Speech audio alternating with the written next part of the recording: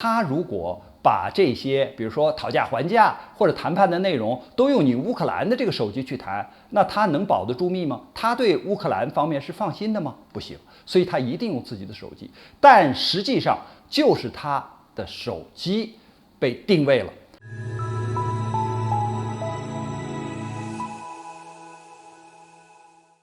大家好，我是曹伟东。最近呢，由于这个俄罗斯方面呢，他用精确的指导武器，比如说口径巡航导弹，还有就是伊斯坎德尔 M 这样的巡航导弹，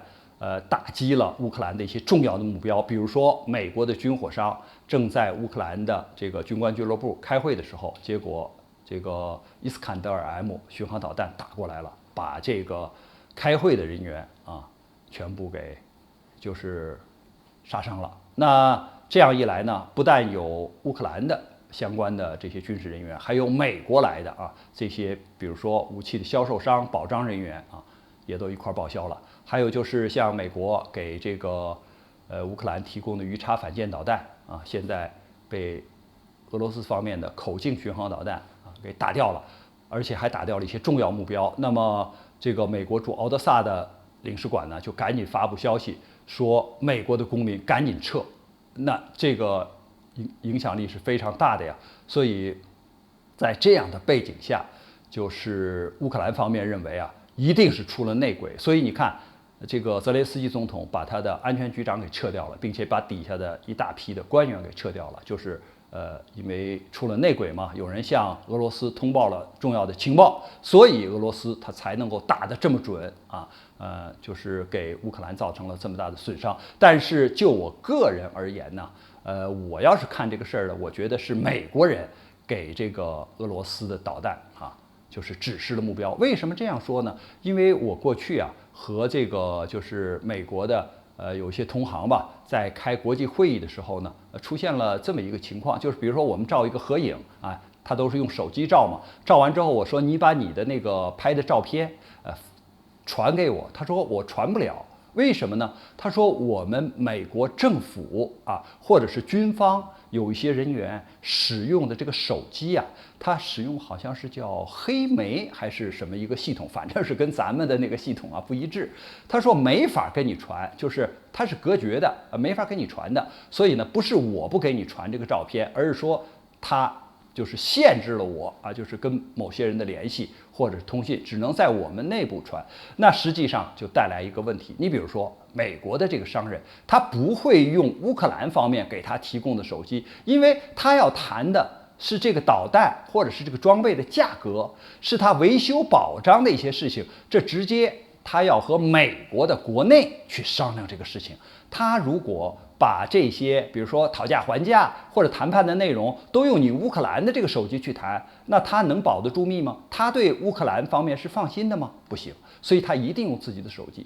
但实际上就是他的手机被定位了。那你这个一定位你美国人现在在乌克兰他要是能够出现在比如军官俱乐部也好，或者是说他的这个重要的仓库储存点也好，那这都不是一般的人，他不是一般的美国公民到那儿去旅游去了在这种情况下，恐怕也没有多少这个公民愿意到那个地方去进行一种旅游去散心去那一定是有用的人物，而你恰恰是你只用这个美国的这种制式的手机，非常精准的就是给这种导弹定了位。因为现在无论是口径巡航导弹还是伊斯坎德尔 M 巡航导弹，它的误差都不会超过10几米。而你想想，在10几米的这么一个范畴之内一个巡航导弹打过来，那在这个就是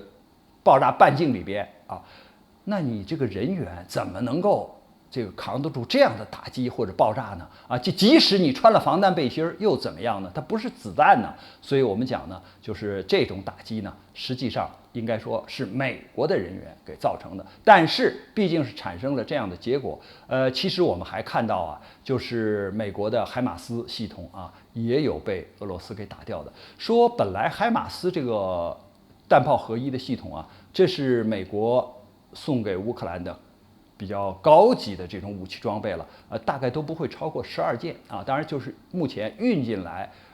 乌克兰的，给乌克兰官兵使用的可能都不到10件。那么怎么刚进来刚发挥作用就被俄罗斯给打掉了呢？因为我们从这个录像的画面来看啊，它实际上在这个海马斯啊，它的附近实际上是有无人机的，它一直在跟踪监视。然后打完之后呢，它还在观察这个毁伤的效果，因为按照战场上的这个一般的程序，就是打完之后它要看检查这个毁伤的效果，然后就是还需要不需要再补充打击，或者说比如说已经消灭了或者是毁伤了，那它就不再打击了这个就是评估的这个战场的评估，它就算进行完了。那在这样的情况下呢，就尽管海马斯它是轮式的我们讲轮式的这种装备叫摩托化部队，而履带式叫机械化部队，它是跑得非常快的，因为拖起来就可以跑。但是毕竟海马斯它是个系统，它不是就一辆卡车到处跑的，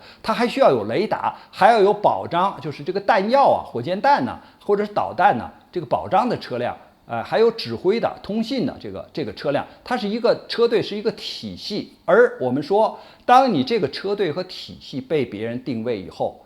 那这个导弹要打过来，那你这个体系的范围还是比较大的然后它在附近有这种制空权，也就是说，它可能